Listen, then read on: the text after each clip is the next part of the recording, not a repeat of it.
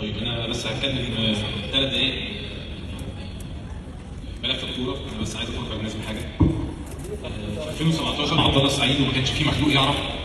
نادي الزمالك كان فيه وفره وسيوله ماليه لدرجه ان احنا تعاقدنا مع لعيب كان رايح في الوقت ده يلعب في كاس العالم قبل كاس العالم ب6 شهور، وكان يقدر يستنى كاس العالم ويروح اي مكان. نادي الزمالك في الوقت ده كان نادي قوي، كان نادي غني، كان نادي مستقر. وللاسف برضه نزلت لجنه من الوزاره عملت تفتيش مالي ولقت ان في 40 مليون جنيه ناقصين، واتعمل اجراء واضطرينا نقول ان ال 40 مليون جنيه دول قيمه انتقال عبد الله السعيد كصفقه انتقال حر. والنادي الاهلي تنبه واطلق على عبد الله السعيد، وعبد الله السعيد مضى في الاهلي. في 2020 حصلت الكورونا، في 16 نادي اجتمعوا ومضوا ان الموسم يتلغي ونبدا موسم جديد عشان ده الصح للكوره وللرياضه. وبرضه السيد الوزير ساعتها كان بيتبنى ان لا الموسم يكمل ومش مهم ال 16 نادي، المهم الثلاث انديه. والموسم كمل وفي الاخر يعني دفعنا ثمنه على مستوى المنتخبات ودفعنا ثمنه على مستوى الانديه. اكيد سياده الوزير شايف ان مصر خرجت من بطوله افريقيا، 2001 خرجوا، 2003 خرجوا، على كل المستويات بسبب ان مفيش رؤيه ومفيش اي حاجه وفي عند وفي قرارات بتتاخد غلط.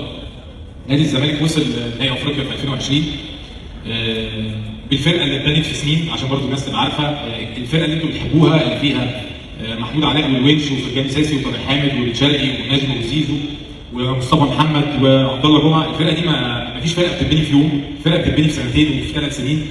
طارق حامد جه في 2016، الونش جه في 2017، وليد شرقي جه في 2020، زيزو جه في 2019. لما يبقى كل 6 شهور في مجلس اداره بيتغير وبيمشي وتيجي تمشيني سنه عشان مخالفات ماليه وتقعدني في البيت وترجعني بعديها بسنه. هديكم مثل صغير، 4 لعيبه كانوا موجودين موسم 2021 عقودهم كانت 13 مليون جنيه، رجعت بعديها ب 11 شهر لقيت عقودهم 72 مليون جنيه. المفروض ان انا ابقى ساحر واقنع بن شرقي ان هو يجدد، واقنع فرجاني ساسي يجدد، واقنع طارق حامد يجدد. بعد الخراب اللي حصل لمده سنه، العك اللي حصل لمده سنه، 50 واحد تناول وتناول ملف الكوره. كابتن ايمن يونس جه على شهر جدد 4 لعيبه ومشي، كابتن حسين لبيب جه جدد 2 لعيبه ومشي. في الاخر تم تعمد تخريب النادي. في الاخر يمكن المستشار عارف الحاجات دي في البيت بيننا وبين بعض، انا ما كنتش مع ان احنا نرجع، ما كنتش مع ان احنا ننزل انتخابات. هو حبه للنادي خلانا نرجع. والسنه اللي فاتت ب 12 لعيب و5 ناشئين خدنا الدوري والكاس.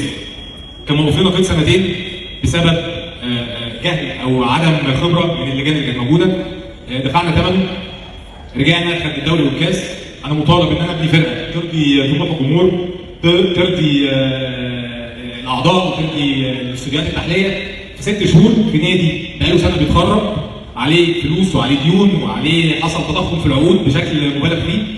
انا بس هدي برضه مثل صغير عشان الناس بتتكلم على الصفقات وبتتكلم على فرقه الكوره. انا رجعت لقيت يعني على سبيل المثال لعيب جدد عقده وخد مقدم يزيد عن 6-7 مليون جنيه وتحط له شرط جزائي في عقده 2 مليون جنيه. انا مش قادر افهم اللعيب ده جدد له ليه عقده، واللعيب ده فسخ عقده فعلا وراح نادي تاني. لعيب تاني جدد عقده وحط شرط جزائي، لعيب تاني جدد عقده وحط شرط جزائي، لعيب رابع جدد عقده وحط شرط جزائي. الناس لو فاكره ان اللعيبه فرقه الكوره اللعيبه ما بتسمعش من بعض وما بيسالوش بعض وما بيقولوش بينهم وبين بعض اشمعنى، دي الفتنه اللي اتعملت في سنه. خلوا اللعيبه تبص لبعض، خلوا اللعيبه تبص على ارقام بعض. في الاخر احنا بندفع ثمن ده. كنا نقدر نقول، انا كنت بعد ماتش الكاس بتاع الاهلي انا قلت للمستشار بشكل شخصي، قلت له انا كده شايف ان دي ابعد حاجه ممكن نوصل لها، انا اعتذر وعايز امشي وناخد بطوله. قال لي هنحارب على الدوري، قلت له صعب. قال لي هنحارب على الدوري، عرفنا على الدوري وخدنا الدوري. قلت له انا شايف كده خلاص.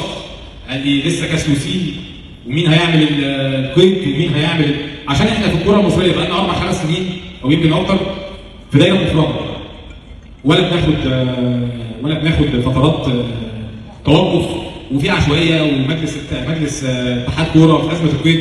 انا عايز اسال سؤال، احنا قعدنا 25 يوم بنحاول نعيد لعيبه.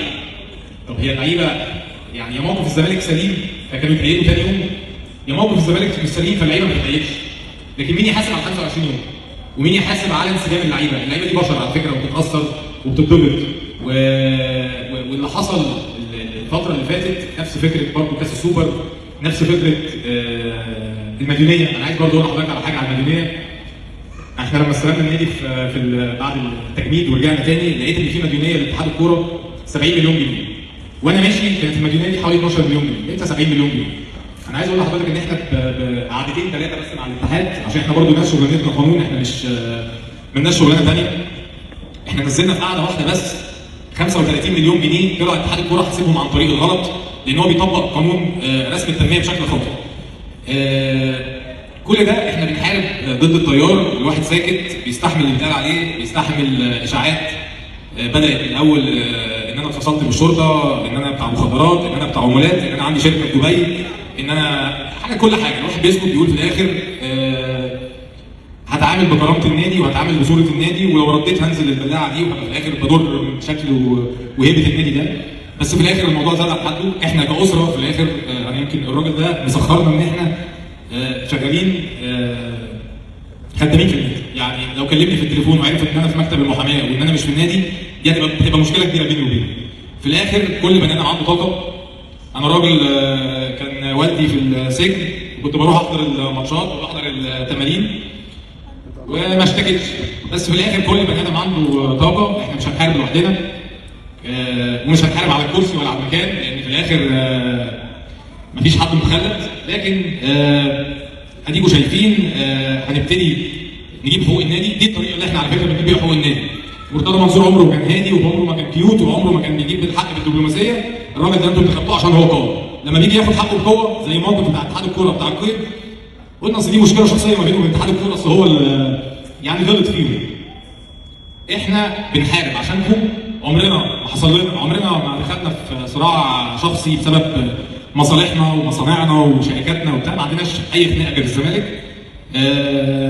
بس في الاخر مش هينفع نتخانق طول العمر، ومش هينفع يعني نطلع من مشكله نقع في مشكله. في الاخر احنا اللي بنتاثر، احنا اللي بنتاثر كاسره، احنا اللي بنتاثر كسمعه. انا دخلت المكان ده متطوع، عندي 32 سنه، كنت فرحان، شرف ليا ان انا امسك فرقه الكوره في نادي الزمالك، ما كنتش احلم العب في الناشئين. انا دلوقتي داخل في 38 سنه. في الاخر